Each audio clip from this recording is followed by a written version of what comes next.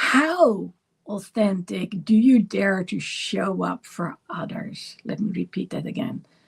How authentic do you dare to show up for others? And in case you're wondering, what is she talking about? Well, today is Boxing Day, so Merry Christmas all out there. And that's the day that we either wear those sweaters. I'm not going to call this an ugly sweater because I love Peanut. Um, Chief Rockstar, he's fully in his Santa Claus outfit. And more importantly, there are some other things like this Christmas angel that I'm going to talk about and how it transformed in this one. When we talk about presence over present, then I'm talking about you can be there somewhere, but are you actually there? And it actually already starts with that one question. How authentic do you dare to show up? Do you want to show up? Are you allowed to show up? So today I was at this restaurant. Kudos to my friend here who made that happen. And well, it's Boxing Day. So how are we going there? How are we dressed? So a lot of people were dressed festively, which I love when people do so. But I also say it's not like I have that many Christmas clothes. So last year I actually got myself the wrong sweater, the ugly one. It's kind of funny because we have a department store over here or grocery store, and it's called Albert Heijn HAH. And they have these hamsters, and they come back in every commercial, those hamsters. So we got those sweaters with hamsters on there, and they were in their Christmas outfits. Well, I still don't consider that ugly, but I guess I sort of get the drift. I think it's more like a funny sweater. Anyway, I saw this one last weekend and I was like, I need to have this one with Peanut on there. So, again, how do you show up? I mean, how do you show up when it comes to family, being at the house? And how do you show up when it comes to, say, a restaurant? But this is not just about looks now, is it? Because when we talk about presence over present, what if you are one of those people who actually might get tired really quickly? Well, that can be a problem. So if you do, you might want to be prepared and ask people like, hey, is it okay if I lie down, for like half an hour or an hour? And what I've come to understand is that a lot of people cannot be themselves around family. Now, my family dynamics, we were the family of mom and dad and 3 children, including me. And we were once upon a time a tight unit that changed when my parents weren't there anymore. A lot of things had happened during that time. But, we've got the parents of my father, who are the in-laws of my mom. And then, of course, vice versa. Now, I never knew my granddads, so that was easy.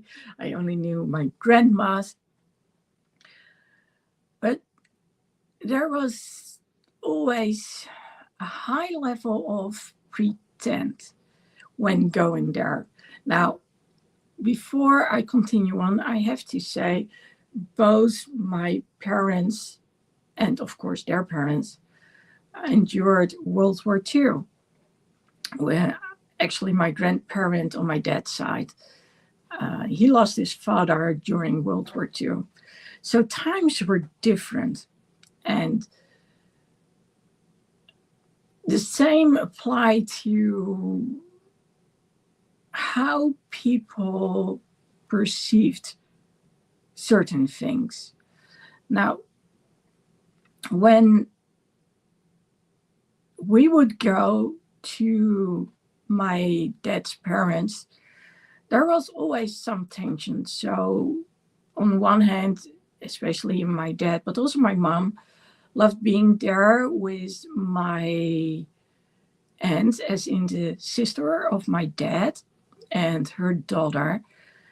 And one of the reasons was that they, well, I cannot say they grew up together, but they became adults together at some point, and that was in a place called New Guinea. So my my niece, my cousin, got born over there, and they were a tight unit because, well, basically they showered using rain from a bucket.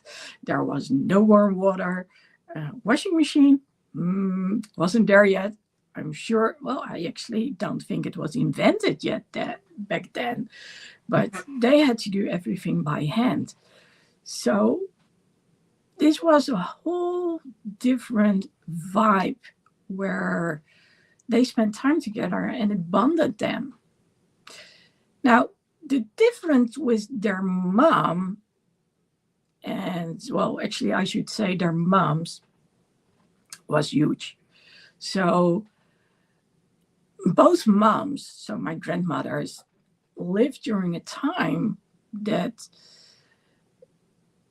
well, first of all, during World War II, there wasn't much food. It was cold. And I remember my father telling us, or maybe my mom told it about my dad, that whenever my dad had gone to his grandparents and he got like a dime or something, which was a lot of money, he had to give it to his mom so she could buy bread. Makes sense. But, he would go on his bikes with those metal pipes. I don't know how he did those things, but I have seen him on his bike, and he could put like literally all those wooden closets on there, not the very big ones, but like this. He was a master at moving things on his bike. I'm the total opposite, but kudos to him. So when you are under a lot of pressure, then most people are not the most kind people. And in that day and age, there was a lot of pressure, there was a lot of stress. It was normal to hit your kid. Like I said, it was a different time and age, and especially if you know what happened during World War II, not good. Anyway, the reason they also bullied my dad, that's not okay. There was no excuse for that one. But it happened a lot back then. I don't think a lot of people actually thought about personal development and about how other people would look at things. But I do know this. The mere fact that they didn't treat my dad very well, and then I mean my grandma, and well, we were late in line, or maybe I should say last in line when it came to the grandkids. So my mom always said, well, you are there too, but she already had grandkids. I'm not sure if that's true. Nowadays I look at things kind of differently. But all combined, there was this tension when we would go there. And it was obvious. And that's a shame because as a result, I had this prejudice at some point towards my family. Now, as it turns out, this year I learned that actually some of the prejudice, although for different reasons, were, well, it was valid.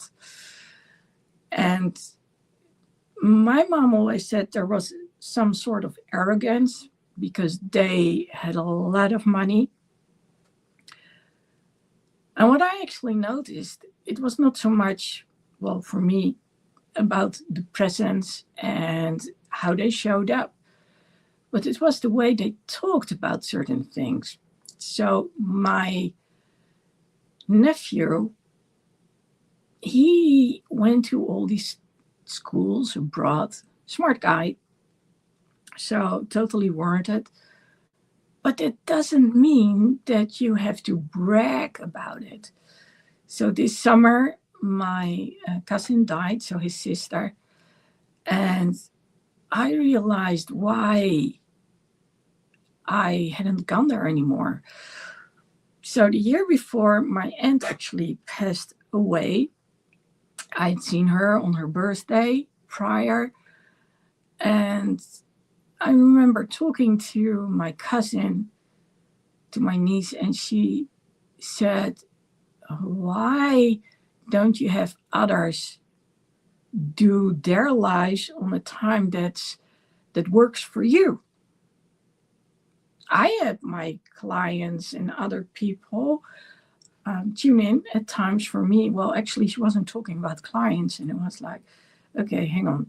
You expect me to have someone like Brendan Burchard, who has like thousands of people and who lives in the US on Pacific time, change things for me? I mean, I'm in luck that most of the times things are actually very doable for me. But if it goes on like in way into the middle of the night, that's the way it is. And I was like, you have no clue what you're talking about. So it was just one of those examples when she said it, like, oh, I get the people that I work with or who give training to work on a time that works for me. And I was like, okay. So combined with my nephew, he then said a few things, not too good, but it was related to him knowing far better than I how things worked. So I was like, you have no clue what you're talking about. But the error was there. So tension all around. And then we get to the question, presence over present. So when we would go there, people would like us to play the piano. My mom was a piano teacher.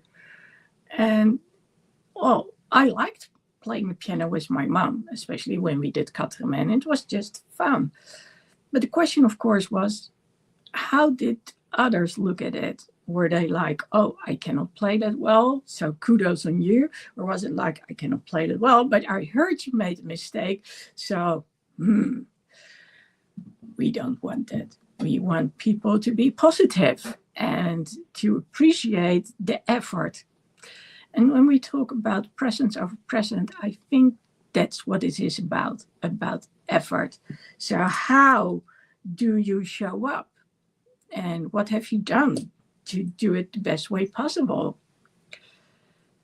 So when I go back to what I said at the beginning about people going to family members, maybe driving even for hours, and getting there and being tired, maybe because they have an illness like fibromyalgia. A lot of people actually are dealing with that. So they call it a soft tissue disease, as in ligaments. And now that it's very cold, it's actually very painful for a lot of people. I noticed cold too. So I need to be very careful that I don't get too cold. So I make sure that I'm well dressed when going outside. and also that my hands keep warm and my feet keep warm, because all my joints can start to ache really quickly. But I also make sure that I have had enough sleep and that I feel okay the way I am. So when one of my clients was talking about going somewhere, and I was like, okay, be sure that you take a break when you need a break. And I didn't mean when you were sleeping, sleep in the car. No, what I meant was ask if you can lie down for a little bit if needed. But what if there's tension, like I described earlier? Do you dare to ask, can I lie down? Now, I can also tell you a very different story. My great grand aunt, Auntie Jeanne, as she was called, I remember having fun going there. My aunt used to draw, she was very creative. She was my grandma's sister. And we were allowed to just go around the house. And I was, if I would have been there and I would have been tired, now back then I didn't notice it that much, it came later on in life, I would have been able to. She allowed ourselves to be ourselves. She allowed us to be ourselves. So that was amazing. And, I loved writing cards to her because she was always so upbeat and, very, not just positive, but encouraging. Now, when we talk about the whole presents thing, I also showed you this one. So this is the Xmas Angel. I think I made it like a few years ago, and there was a specific reason for it. It's for the people, and that's why it says you are not alone. You actually are alone during Christmas. People who have lost their parents and hence cannot go there anymore. People who don't have any children themselves. So in both cases, no parents, no children. So if you don't have your own family, then it's kind of hard. So maybe you're a single mom or you're a single dad, and your children are already grown up. So do they come and visit you? What if you are divorced? Who do you spend Christmas with? What if you don't have any children, like I just said? So there can be a number of reasons that you can be on your own. What if you have lost your husband or your wife during COVID? Those things change everything. And especially that first Christmas after losing one of your parents or one of your loved ones, like I said, it could be your spouse, could be someone else too. It's kind of hard to go through the holidays, the festivities, and make it be you, as in the happy you. So I know that there are a lot of people who are alone. You didn't want to be alone, but I also know there are a lot of people who do not like Christmas. Why? Because it is not their routine. It is totally different from their normal structure. So think about people who are on the spectrum. So neurodivergent people. And then, of course, there's the question, how do I show up? Now, I'll be the first to admit that every now and then I need to have some time to myself. And, well, for those who know Jumping Bunny presents herself because she represents my inner kid.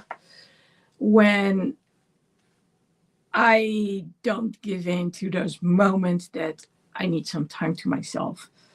Now, it's not like I just do something whenever I want. but I can explain why I am doing certain things. And well, if I don't do those things, she can get pretty restless and I can get pretty restless. So, for instance, today, and fortunately, my friend knows this, I said, okay, I'm going to do a Friday Night Live later on.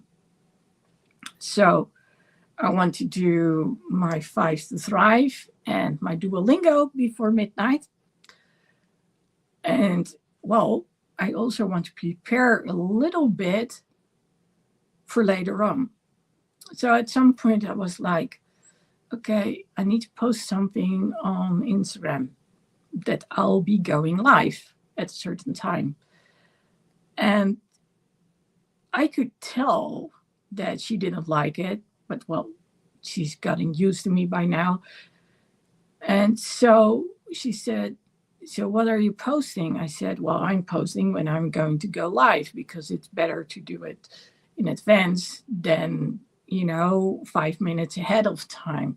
And of course, I already announced it earlier, but still.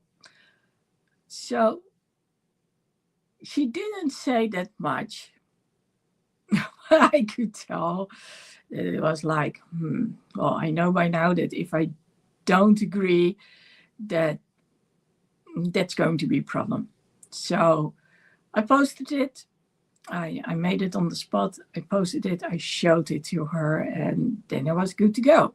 I had done it. That's what I needed to do. And then, I was okay again.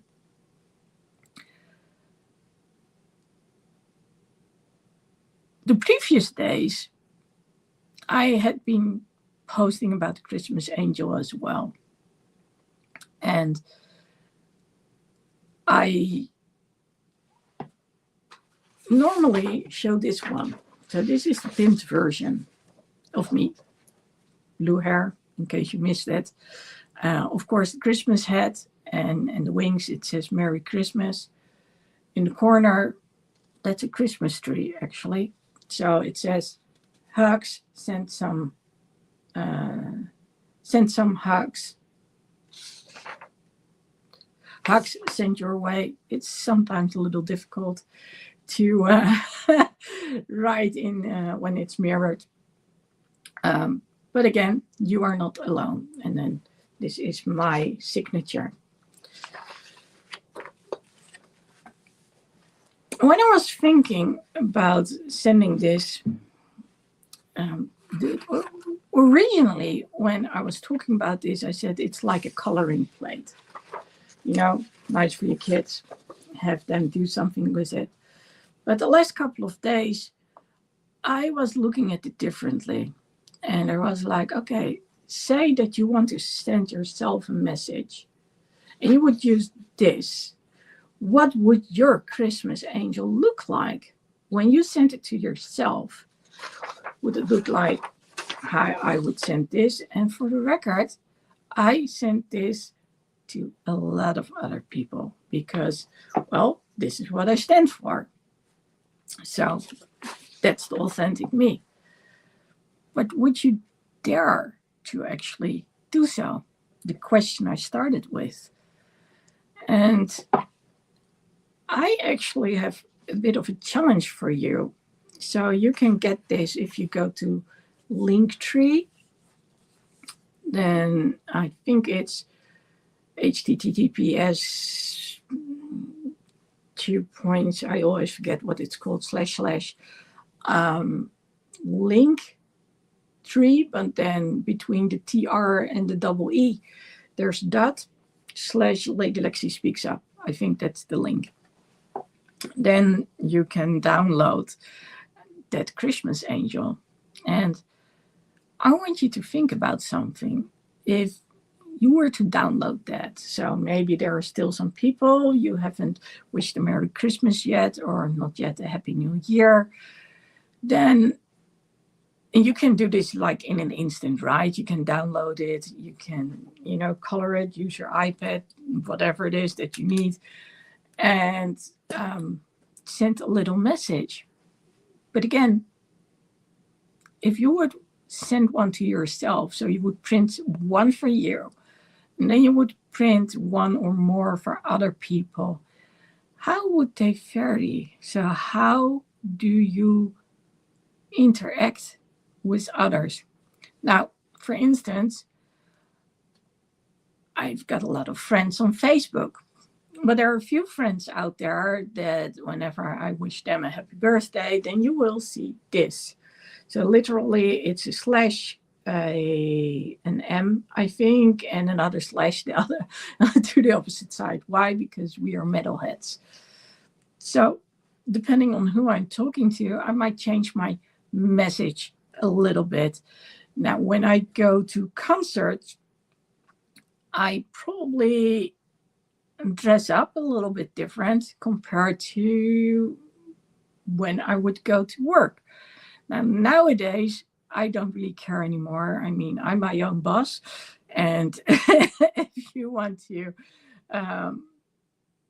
if you want to see me and I'm going to coach you, then I'm sorry, I'm not going to wear a suit.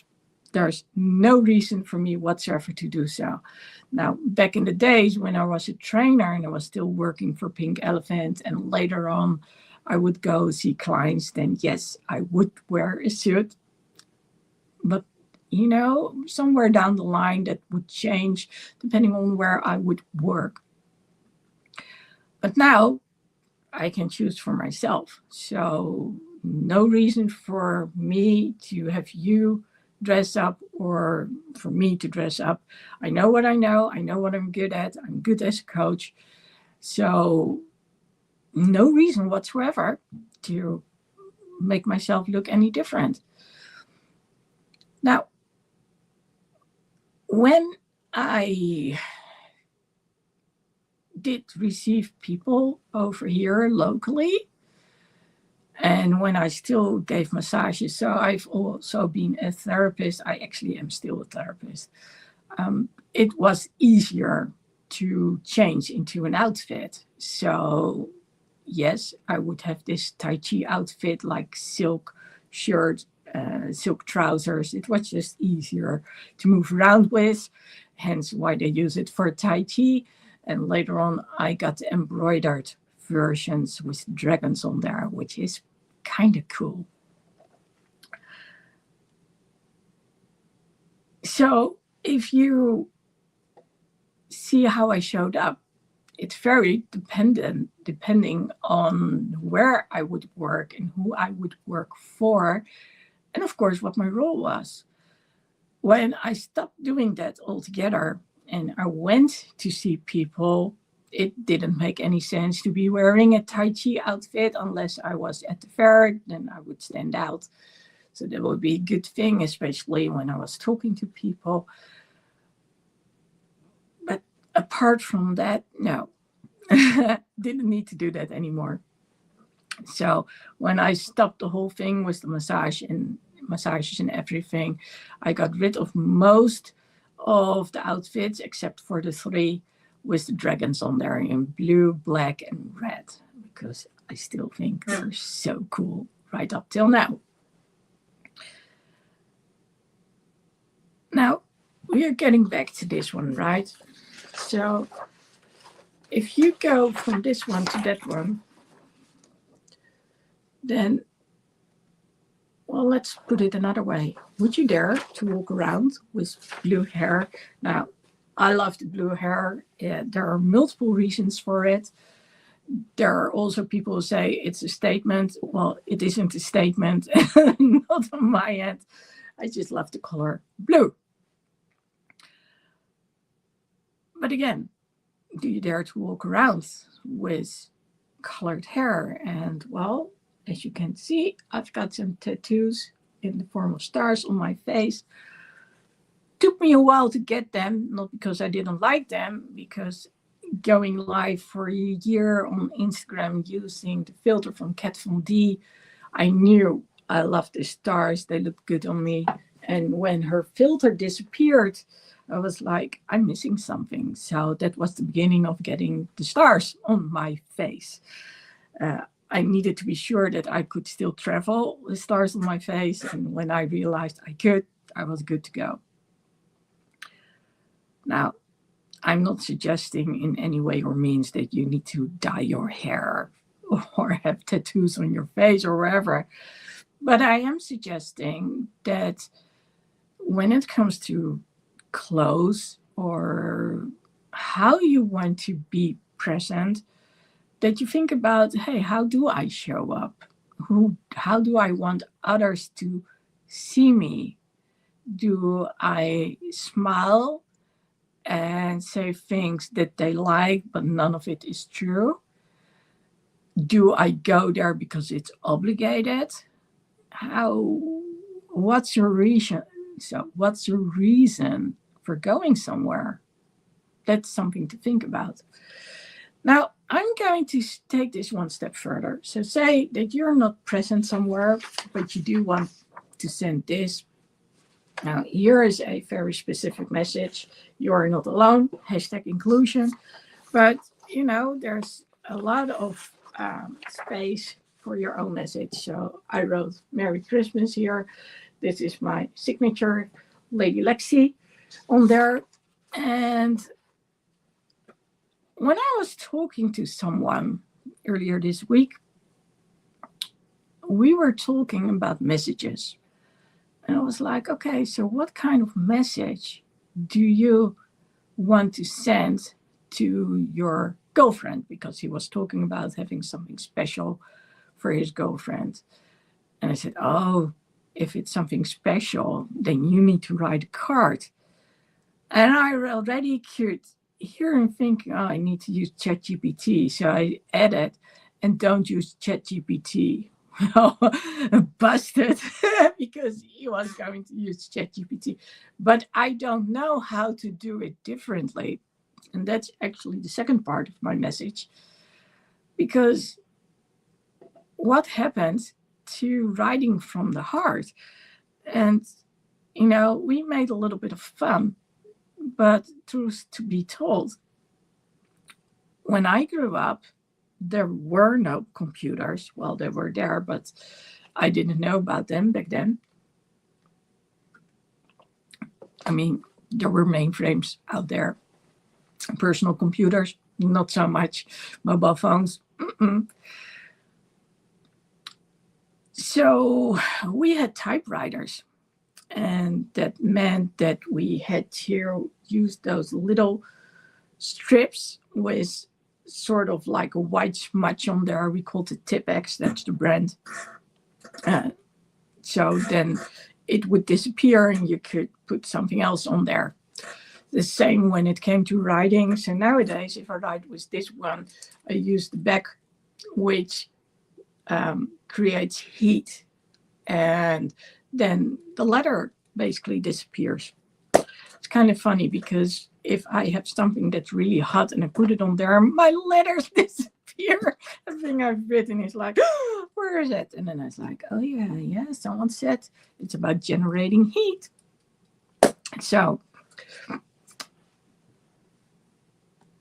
when we get to the message, and I've noticed this when it comes to a lot of young ones out there, they rely solely on ChatGPT. Now, I'll be honest, I use an AI and it's called Brendan AI. So it's from the one behind high performance coaching and also Trust Day, Brendan Burchard. He's my role model. And funny and true story, I've been wanting to figure out how he does the whole speaking. I mean, like 5 words on a card. How does he prepare? What? So today he spoke about it, how he got to train himself to actually learn to speak. And I have to say, it's impressive. So he went from writing things down, reading them out loud, to less and less things on a piece of paper. Now, for the record, this is what I have written down. Some of it actually, this word about effort, I just wrote down.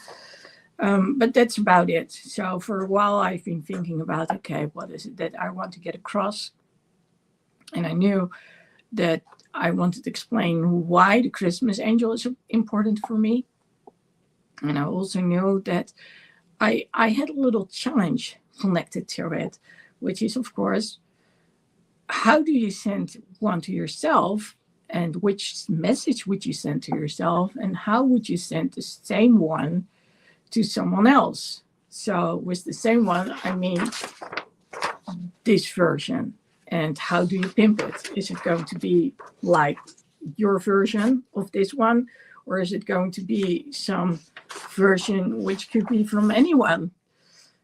But it just looks better, or you feel like that's the way I need to show up. So getting back to the message shares a lot about you too. So Merry Christmas speaks for itself. But if you want to have a personalized message like I have, you are not alone, what would your message be? What would your message be to you yourself? What is it that you would like to share with yourself? Maybe it's a message to your future best self. Maybe it's a message to your inner kid. So what is it that you would like to tell yourself? Give a little boost, a little nudge, like, hey, well done. And when we talk about someone else, what's the message for the other one? And then again, we get back to ChatGPT. Now, like I said, I work with Blended AI, so when I need the description, I will ask, like, how do you think about this, that, and the other? I might ask if he has some suggestions. Yes, I call him a he. It's based on Brendan. Brendan is a coach, so the AI is a coach too, which is very nice.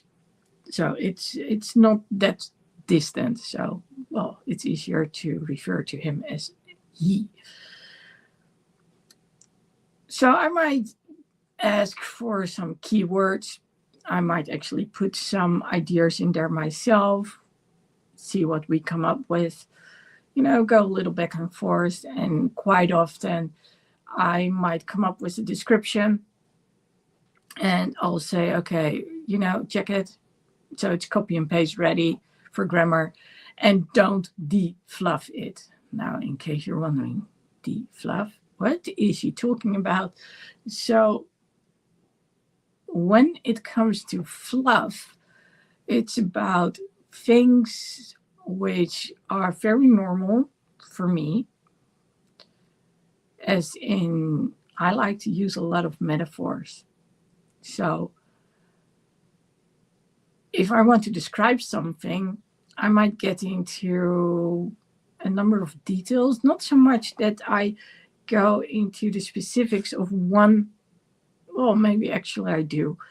But it's about, I want to get something across. I want you to understand it.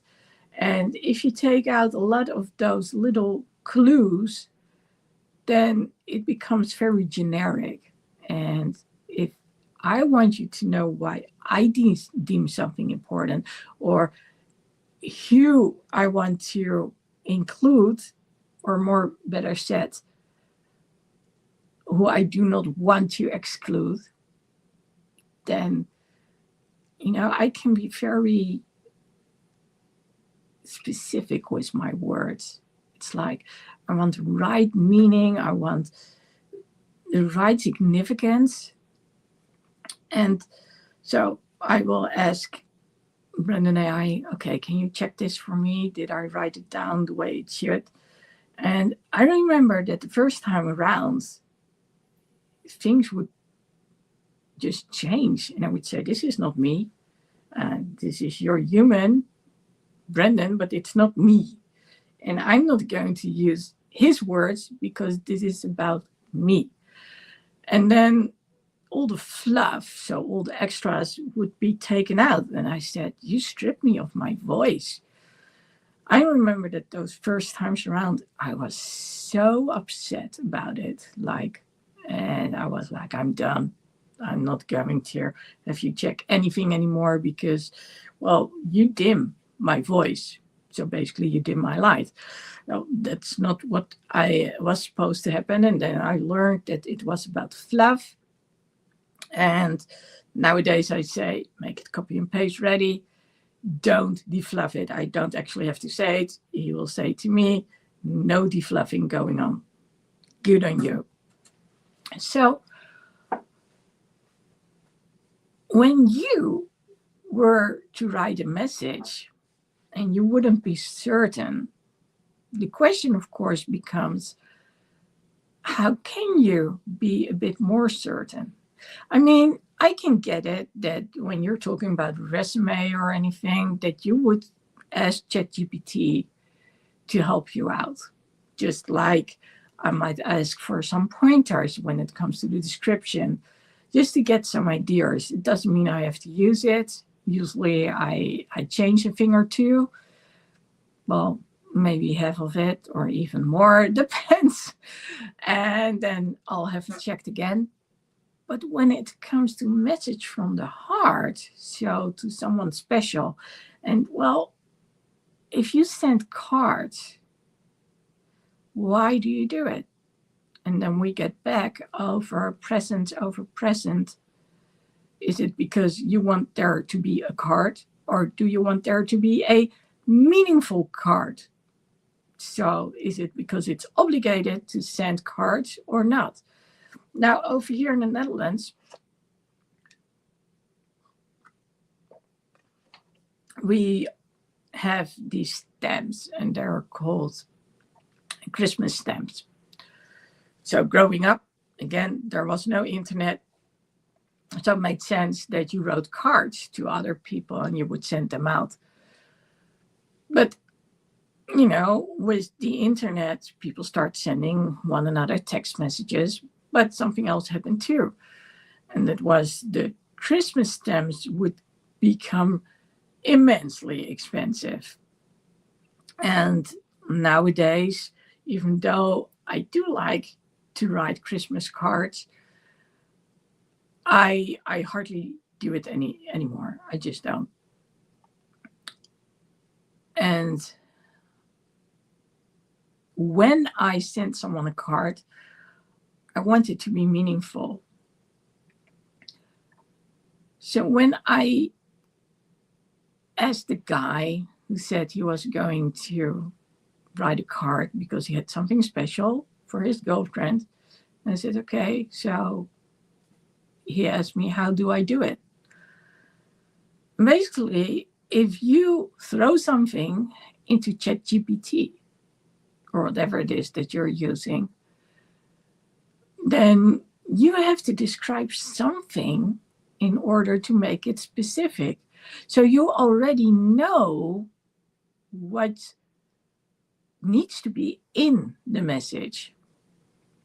So just to give you a random example, I wrote this song text a while ago.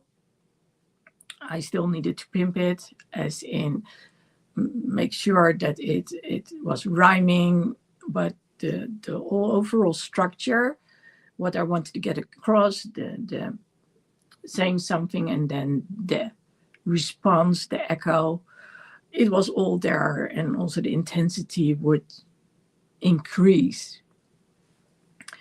Now, a friend of mine who is a musician, she looked at it and then she used some sort of app, don't know. She said, what kind of music would you like? So I gave her some pointers. She put it in there, and then all of a sudden there was this music. And I said, well, I would like a little bit of change at the beginning. And then, so she knew all the parameters, and it was like, wow. And it actually sounded kind of cool. So it was rewritten, so it would rhyme. Some things were taken out, some things were put back in. And I was like, okay. whereas I love it and it totally resonates with me, I still would like to come up with music myself, but well, then I need to get and find some time for it. But basically I said, well, it would be nice if I could ask some other people whose music style I really appreciate could write something for me. So that's what she used as parameter. So she used a number of things which were essential for me. She had to know my music style and how I wanted to get it across. So like whisper, and then it would go full out. Now, when you talk about your message, there are some key ingredients as well. So if it's linked to a present, then what is it that stands out? What is your goal with that present? What do you want to get across? And basically what I said to him is, if you don't know what to write, then, well, you got your phone, you got other things, you can copy and paste. It's so easy nowadays. I mean, no longer typewriters and the tip X as a type X. So to remove what you've typed and place something else in there, it's so easy nowadays. And I said, just write down some stuff. It's not like it's on there in black and white. It's just some ideas that you throw out there. Oh, yeah. I said, and then when you do now, use pen and ink. Well, that was a big surprise. Pen and ink. Well, that's something that he hadn't thought about. Well, I'll tell you that because I grew up with pen and ink, I'm one of those people who really like certain colors. So turquoise is one of my favorite colors, dark blue too, not just the standard blue. Then I'd rather have black. But a really, really dark blue, I love that one. So turquoise it usually is, just to be specific enough. Now, it was like a whole new ball game. Like, okay, I can actually write a message to someone, a personalized message that comes from the heart. But, and here's the thing, when you use ChatGPT or other AIs too long to do the work for you, then do you actually know what you want to get across? Do you actually feel it from the heart? Now, I know, like no other, that whether you use ChatGPT or whatever AI, say Brendan AI, the messages can be so beautiful. And you can tell when an AI has scripted the message because it sounds a certain way. I can recognize it pretty quickly because it's too perfect. You don't want it too perfect. You still want to think about it yourself. So hence, when we go back to the cards and we go back to this handout, what's the message that you would put on there? What is it that you would like to get across? So when you send a card, whether it's through a text message with a picture, or you actually have a handwritten card, what will be on there? And more importantly, why will it be that message? So do you write the same thing for everyone else? Like I used to, when we would write like 30 Christmas cards, it would be the same message. I'm not sure that back in the day, I understood why we were writing Christmas cards. It's like, oh, it's nice to actually have one and then put it on the line. So maybe I would look at the print on it, but that was about it. Nowadays, having gone through life and experienced quite a few things, I know that it's about, you want to reach out to someone. And with everything going on nowadays, a lot of people leading busy lives. Let's be personal when we send that message. Let's not just send a random text, something you can send to 20 or 30 people at the same time. But let's really think about what is it that you want people to know. So maybe someone has lost someone this year and they are on their own for the first time during Christmas. Maybe they have lost their spouse, like I said, during COVID, and the pain is still there. Maybe it's like someone went through a difficult time, maybe like surgery. Maybe it's something else, a challenge that they are facing. What is it? So, depending on who it's for, can you personalize that message? And again, going back in the previous century and also at the beginning of this century, when we would write like 30 or 50 cards to other people, it was literally copy and paste, copy and paste, copy and paste. So even when it was done by hand, the text was just copy and pasted. And everyone had to sign and then stamps on there. We would later on, we would print those labels. Okay, off they go. But nowadays things have changed. And the question is, first of all, who do you send it to? Is it just about anyone? Or is it someone you really want to connect to? And if so, why do you want to connect to them? So if you're sending a Christmas card by text, so some picture or whatever it is it something you made yourself, or is it something that you picked up on the internet? It's kind of funny how many of the same messages you can get at some point, that I'm like, oh yeah, I already had this one. Oh, there's another one with that same one. Oh, there's another. Oh, no. You get it. And with this one, you can say, well, if everyone uses this one, then we have the same one. And I say, hang on, you all have this one? Because this one is me. Can't be that you're using that one because you're not Lady Lexi. Now, are you? And you don't. Well, I know actually people who have blue hair. So I can say you probably don't have blue hair. Because there are a number out there who actually do. So, yeah. What is it that you want to get across? So when I talk about presence over present, do you want to give a gift? Or do you want to give a gift? Do you want to give a gift because, well, you spent money? And then I'll go back to the story I started out with, which had to do with my family. So there were expensive gifts. And I don't know why back in the day it always had to do with, little soaps, fragrances, all those kind of things. I guess that care back in the day wasn't always as available as it is now. And especially in different countries, there were different things. And depending on certain customs, you would prefer certain things like, I think you call it like chalk powder. I'm not sure. It's that white stuff that you would use instead of deodorant. Especially for older people, they like to use that.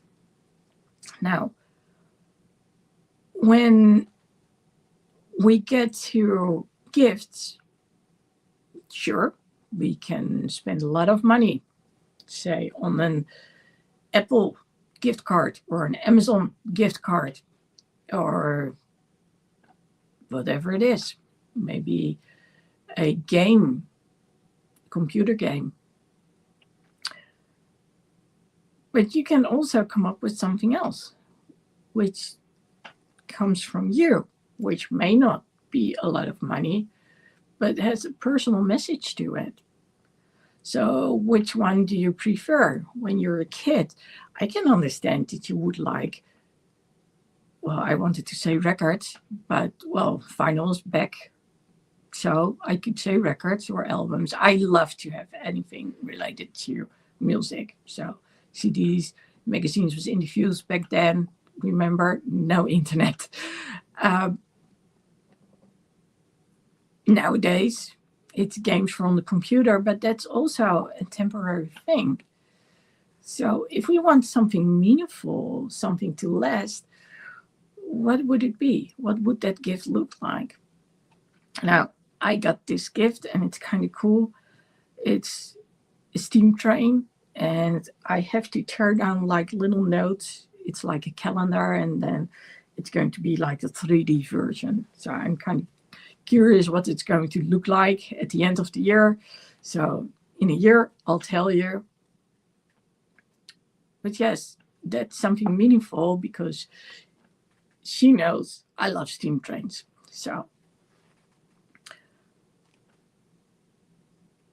when we get to the gift, what is it you want to gift others? What's the message behind it? And now let's flip this around. Instead of gifting things to others, what if you were to gift something to yourself? Because there was a reason why I said, how about printing one for yourself and one for someone else? What would you like to tell yourself? Again, to your inner child, your future best self. Maybe you want to pay yourself a compliment on things that you achieved this year. Maybe you want to tell yourself, okay, maybe this wasn't the easiest of years, but here you are. You're still here. And that counts for something too. So, how about an uplifting message or just something you really appreciate about yourself? If you have the chance, go print these things out and leave a comment why you used this Christmas Angel and made it into the way that you wanted it for someone else. And if you don't care about the Christmas Angel, then please care about the message to yourself. So what would that message be? What would you like yourself to know? If you were to write yourself a letter, maybe for next year, what would you like to yourself to know? If you are going to write something for yourself right now, which is going to support you next week and the week after, and maybe the following month, what would it be? How can you support yourself? Not just others, but yourself too. And yes, in that same light, what would you also say to others? How can you support them? That's being really present by gifting someone a gift and really be there so they can feel your presence through the present. Now, what are you going to do? Again, if you want to find it, go to Linktree/Lady Lexi Speaks Up and go download it and send it to someone, even if it's only just for you. But use this time, it's the last week of the year, the last couple of days, to really think about what is that message that you want to send to yourself, and maybe that's someone special out there as well. Let me know.